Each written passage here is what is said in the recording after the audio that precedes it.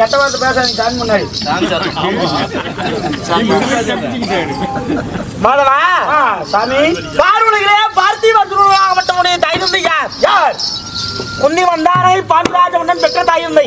பெற்ற தாய் தந்தை. ஆமா சரி. பார்வதிகளே பெற்ற தாய் தந்தையாகப்பட்ட பாண்டிராஜ மன்னனும் பாண்டிராஜ மன்னரும் குந்தி மந்தாரியாகப்பட்டவர் இருந்தாலும் குந்தி மந்தாரியாகப்பட்ட இருந்தாலும் கூடி பிறந்தால் கூட்டுப்பால் உண்டோம். கூடி பிறந்தால் கூட்டுப்பால் உண்டோம். சேர்ந்து பிறந்தோம் சேனப்பால் உண்டோம். சேனப்பால் உண்டோம். ஐவ பஞ்ச பாண்டவர்கள் பார்வதிகளே பிறந்தோம். பார்வதிகள் பிறந்தீங்க. ஐவ பஞ்ச பாண்டவர்கள் பார்வதிகளே பிறந்து தர்மன் வீமன் விஜய நகுலன் சகாதேவன் ஐவ பஞ்ச பாண்டவர்கள் உலகிலே பிறந்து நண்பா சாமி எங்களுக்கு நேரற்ற சத்ராவதி ஒருவன் இருந்தான். ஓ நேரற்ற சத்ராவதி. ஆமா யாரவன் தெரியுமா?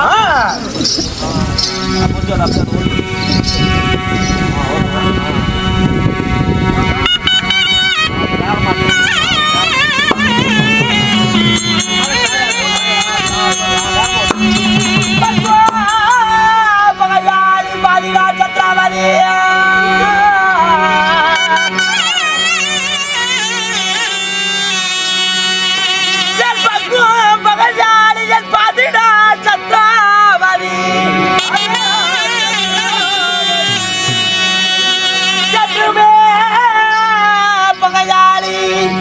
எனக்கு ஏற்பட்ட சத்ராதி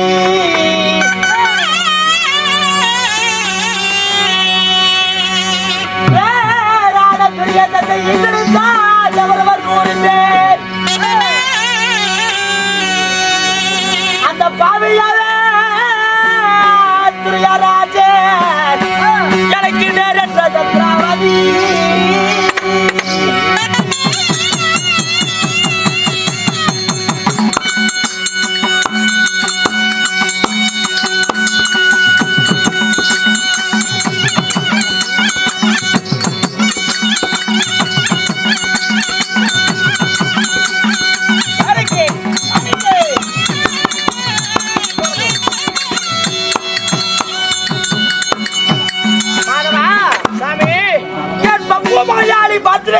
சத்ராவதி பகையாளி 16 சத்ராவதி என்றுமே பகையாளி ஏற்பட்டார் சத்ராவதி என்றுமே பகையாளி ஏற்பட்டார் சத்ராவதி உலகமோ அவனி 56 தேசம் உலகமோ 56 தேசம் 56 தேசங்களிலே தலை சிறந்த நகரம் என்று வீரமுகலம் பெற்ற அத்திமா நகரம் என்று புகழ்ந்த அஸ்தாபுரமானது தலை சிறந்த நகரம் இந்த அஸ்தாபுரத்தை செழிப்போடு ஆடு வந்த சந்தன மகாராஜனாகப்பட்டவர்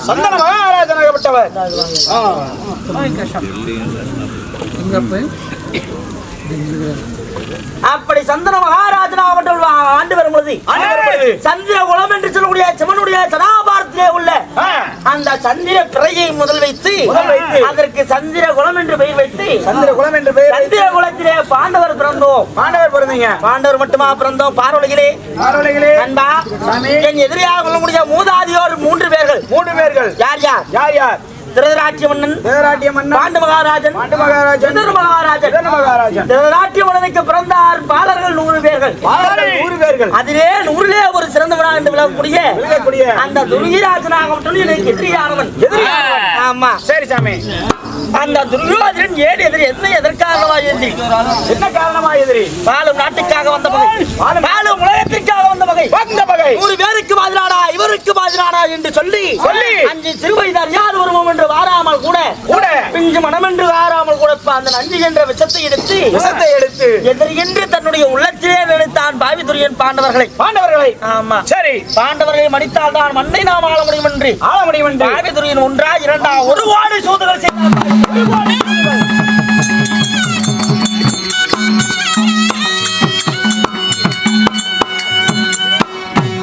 கிடைக்கின்ற தளத்திலே லட்சமுட்டு கட்டி வைத்தார்.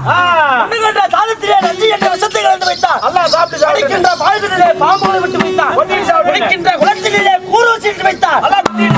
பாவி துரியன் ஆமா இத்தனை மஞ்சகத்திலே தப்பி படைத்த பாண்டவர்களை சும்மா விட்டானா? என்ன பண்ணோம்?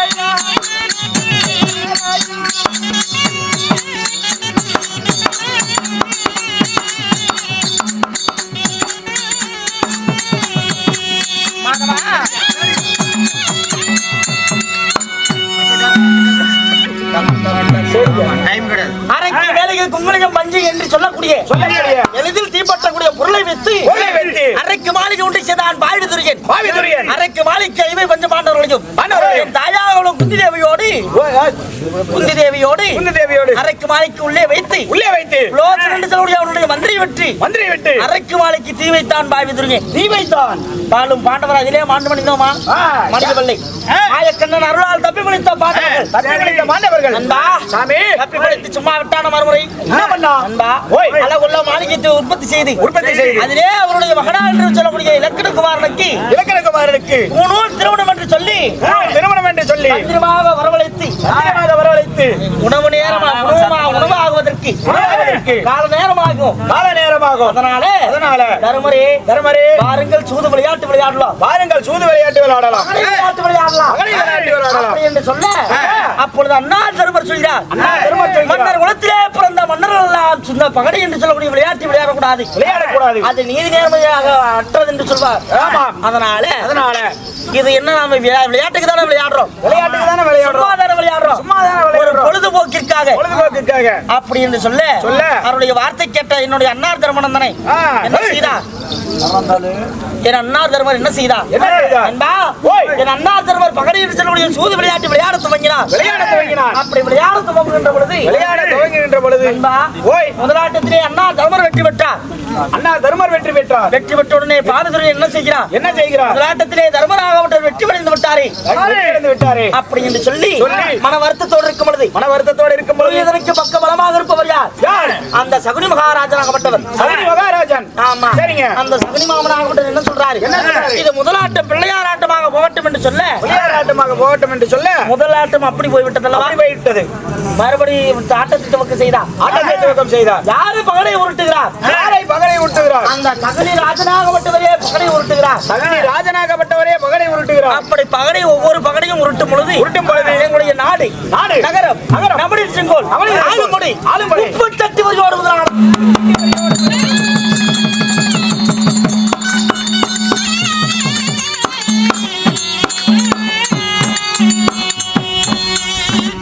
அனைத்துமே அபகரித்தான் பாவி துறையிலாகப்பட்ட பகடையிலே.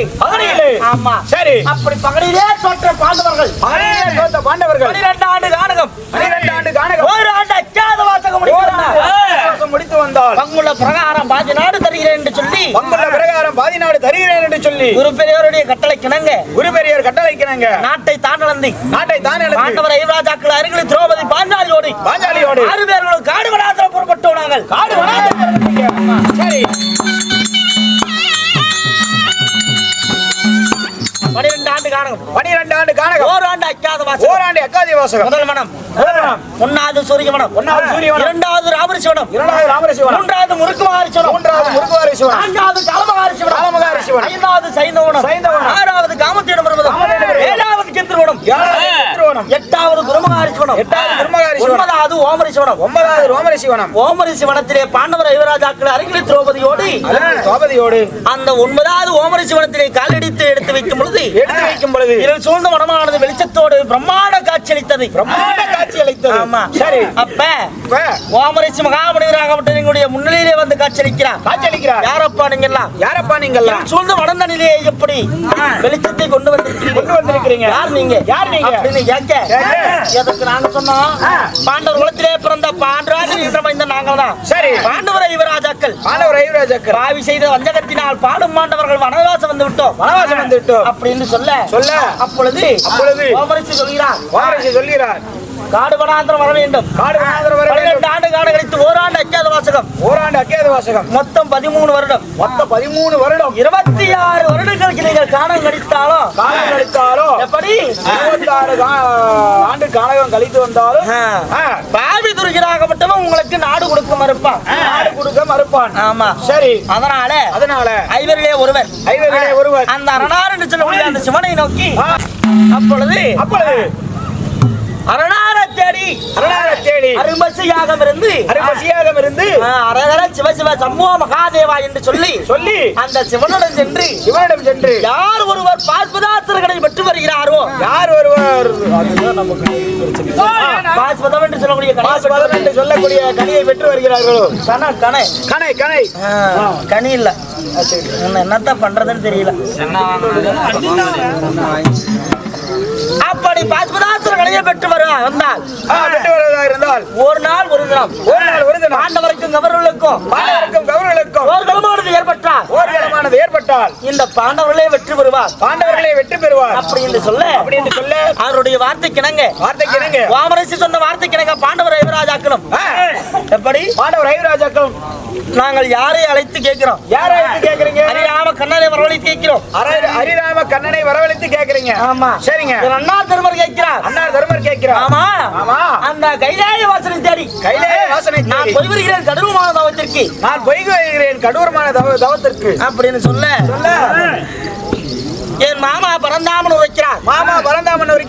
தர்மா நீ தவத்துக்கு உரியவன் தான். ஆனால் தர்மம் என்று கேட்டால் அதை அப்படியே கொடுத்து வந்துடுவேன்.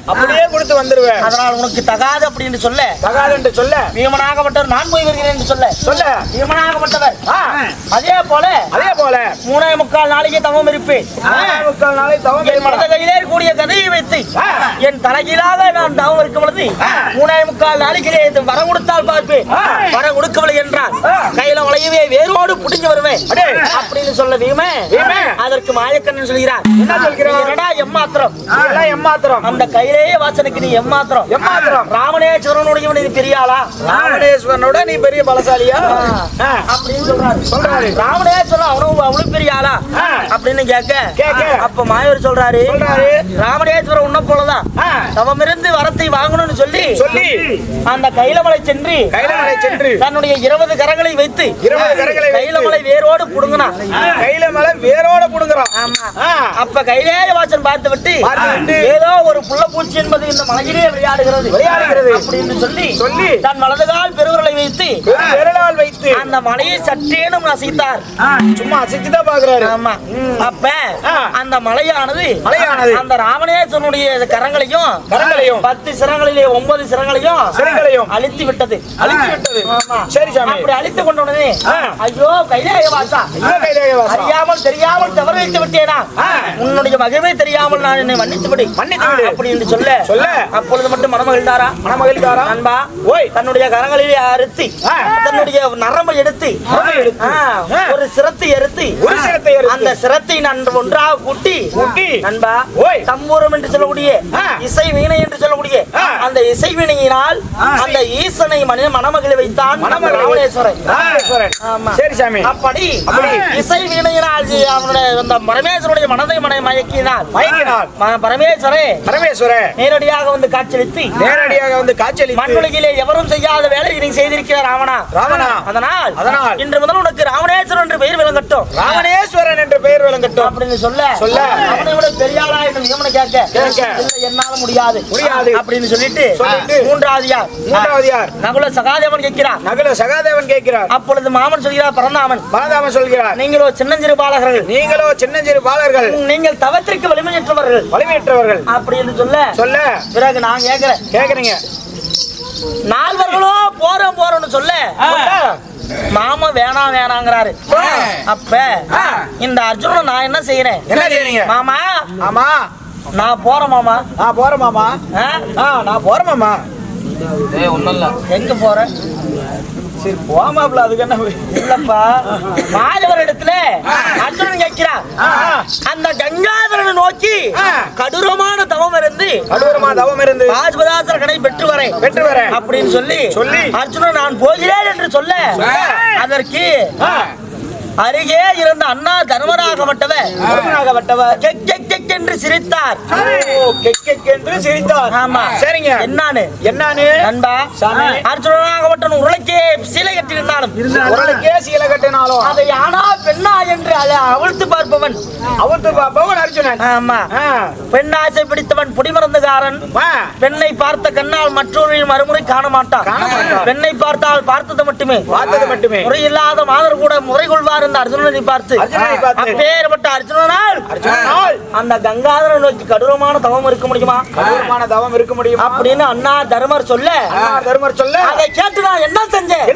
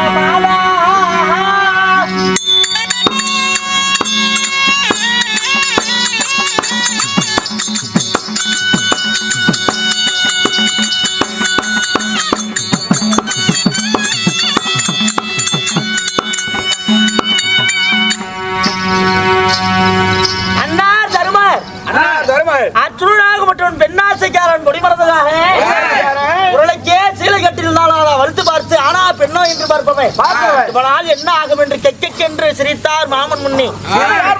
சரியற்ற மாமன் முன்னே முறையில்லா வார்த்தை பேசி அண்ணன் மேல் கோபம் கொண்டு மண்ணின் மேல் நடந்து நேராக வடக்கு நோக்கி போனேன்.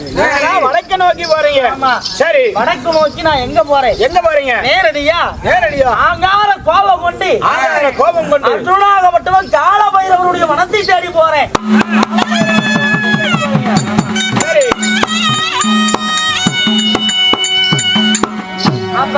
அப்படி அர்ஜுனன் கோபத்தோடு காலபைரவருடைய வனத்துக்கு போன உடனே அங்கே அமைதியா இருக்கக்கூடிய சூழ்நிலை ஒரு கானகம். அமைதியா இருக்கக்கூடிய கானகம். ஆமா, சரிங்க. அந்த கானகத்துல யாருமே வரவும் கூடாது, இருந்து யாரும் செல்லவும் கூடாது, இருந்து யாரும் போக கூடாது. யாருடைய வனம்? பகவான் காலபைரவருடைய வனம். காலபைரவர் வனம். ஆமா, சரி. அந்த காலபைரவருடைய வனத்திற்கு போன உடனே அங்கே யார் காட்சியளிக்கிறார்? அந்த காலபைரவராகப்பட்டவர் இந்த அர்ஜுனன் முன்னே காட்சியளிக்கிறார். காலபைரவர் முன்னே அர்ஜுனாகப்பட்டவர் காட்சியளிக்கிறார். ஆமா, சரி. அர்ஜுனன் முன்னே காலபைரவர் காட்சியளித்த உடனே சரி. அப்ப காலபைரவர் கேட்கிறார், யாரப்பா நீ? இந்த கானகத்திலே வருவதற்கு யாருக்கும் அதிகாரம் இல்ல. நீ வந்தையே வந்த வழியை பார்த்து வராத வழியாக ஓடிப்போ அப்படின்னு காலபைரவர் சொன்னார். யாரை பார்த்து? இந்த அர்ஜுனனை பார்த்து. நண்பா அப்படியா? யாரா நீ அர்ஜுனன் போட்டியா? அப்படியே போயிட்டு சாமி அப்படி காலபைரவர் சொன்ன வார்த்தை கேட்டு அர்ஜுனாகப்பட்டவர் மிகுந்த கோபத்திலே ஆளாகி நின்றார்.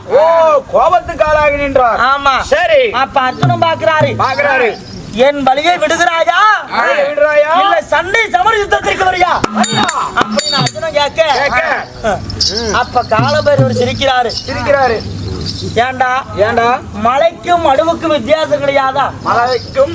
என்னப்பா மலைக்கும் மடுவுக்கு வித்தியாசம் கிடையாதா அப்படின்னு கெக்கென்னு சிரிக்கிறாரு காலபைரவர். யாரை பார்த்து? அர்ஜுனனை பார்த்து. அப்ப இன்னும் கோபம் கொண்ட அர்ஜுனன் தன்னுடைய காண்டீப பாணத்தை கையினால் எடுக்கிறார். அர்ஜுனன்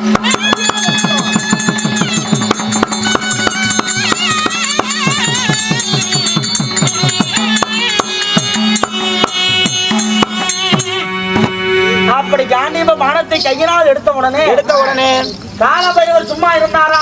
அம்மா இருந்தாரா? டேய், ஓய், சத்திரி உலகத்திலே பிறந்த நீ பானம் எடுத்து விட்டாயா? பானம் எடுத்து விட்டாயா? அப்படின்னு சொல்லி அந்த கால பைரவராகப்பட்டவர் தன்னுடைய முதுகிலே இருக்கக்கூடிய கால பைரவன் என்று சொல்லக்கூடிய தன்னுடைய காண்ட அந்த பானத்தை எடுத்து நாணி போட்டி அந்த நாணியை சும்மா இப்படி சுண்டி விடுறாரு. சும்மா சுண்டிதான் விடுறாரு. ஆமா, சுண்டி விட்ட உடனே அந்த நாணியின் சத்தம் கேட்டு இந்த பார் உலகம்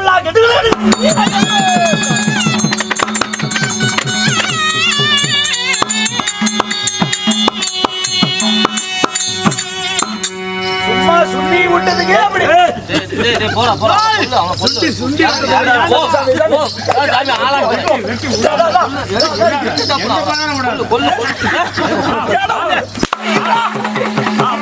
என்னடா அப்படி சொன்ன?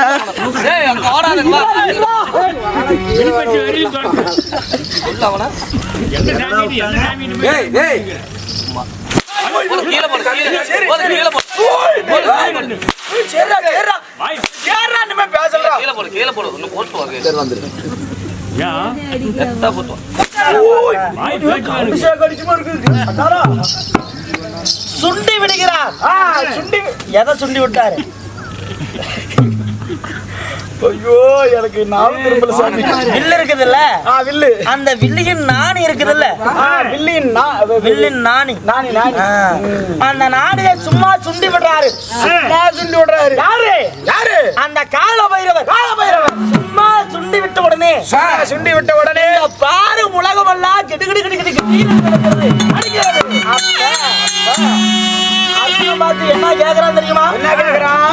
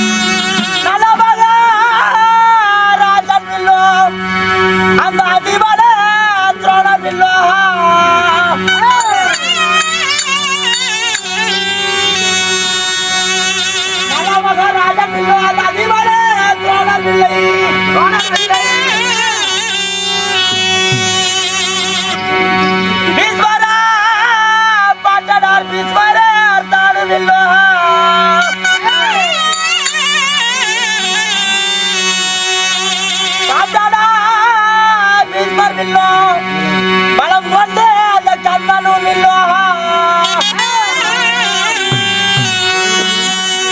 பலம் கொண்ட கண்ணன் இல்லோ, அற்பத்த ராமன் இல்லோ,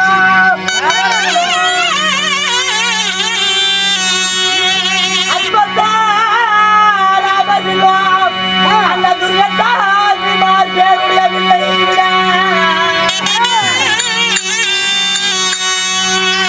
இந்த காட்டிவே நான் நினைக்கிறேன். இது என்ன மாயா?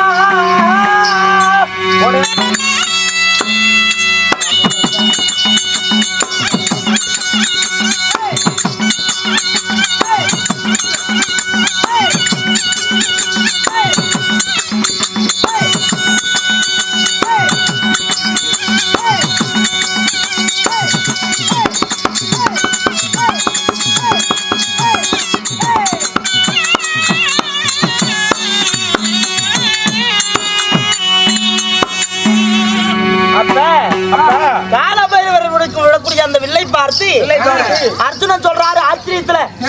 சரி, என்னன்னு நலமகா ராஜன் வில்லும். ஆமா, அந்த அதிபல துரோணர் வில்லும், அதிபல துரோணருடைய வில்லும், அந்த பீஷ்மாச்சாரியுடைய வில்லும், அந்த பீஷ்மாச்சாரியுடைய அஸ்பத்த ராமர் வில்லும், அந்த அஸ்பத்த ராமனுடைய அந்த அங்குதேசாதிபதி கர்ணன் வில்லும், அந்த கர்ணனை வில்லை விட தம்பிமா 99 பேருடைய வில்லை விட இந்த காண்டீப அர்ஜுனன் வைத்திருக்கூடிய காண்டீப பானமே பெரிதென்று நினைத்திருந்தேன். ஆனால் உன்னை பார்த்த உடனே இந்த காண்டீப பானத்தை விட பல மடங்கு பலம் வாய்ந்த ஆயுதத்தை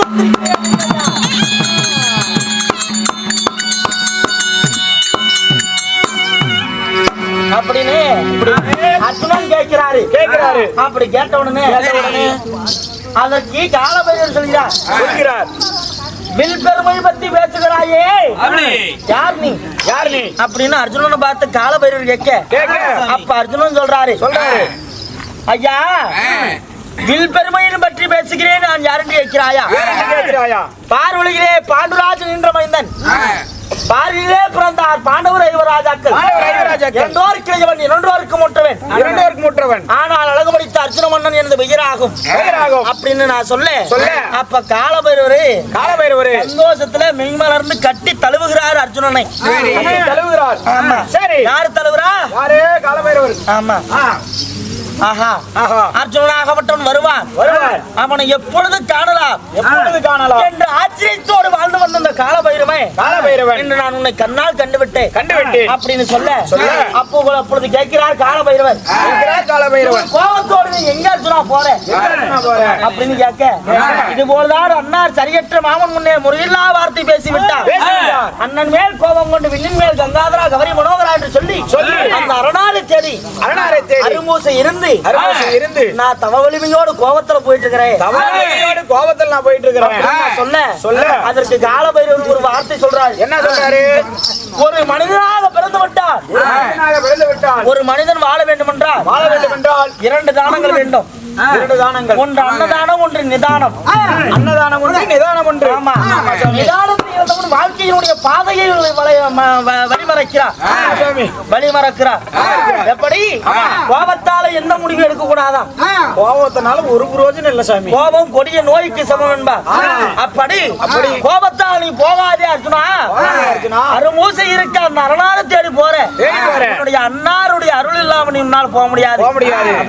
அதனால இதோ கட்டு கட்டா நீர் அணிந்து காவி மூடி மேல் தரித்து அரகர சிவ சிவ சம்போ மகாதேவா என்று சொல்லி இந்த உலகத்துல அர்ஜுனன் என்று வாராமல் கூட உருவத்தை எல்லாம் வடிவெல்லாம் தன்மறைத்து அவனுடைய அன்னாராக ஒழுங்கு தர்மநந்தனை கண்டு ஆசீர்வாதம் பெற்று பிறகு நீ போ கைலமலை தேடி அப்படின்னு காலபைரவர் சொன்னார் இந்த அர்ஜுனன் இடத்துல. ஆமா சரி அந்த வார்த்தை கேட்ட அர்ஜுனா மட்டுமே சும்மா வந்தனா என்ன பண்ணீங்க? காலபைரவர் உடுத்திருக்கிறார் 30 அடி செப்பு கம்பம்.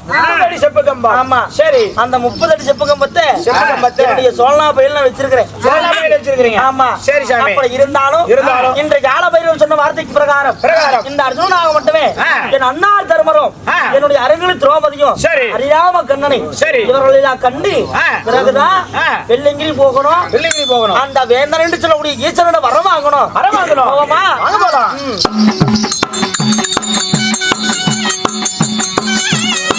இதுவரை நம்ம சேனலை சப்ஸ்கிரைப் பண்ணாதவங்க சப்ஸ்கிரைப் பண்ணிடுங்க. நம்ம தெருக்கூத்து வீடியோ உடனுக்குடனே உங்களை வந்தடைய பக்கத்தில் இருக்க பெல் பட்டனையும் கிளிக் பண்ணுங்கள்.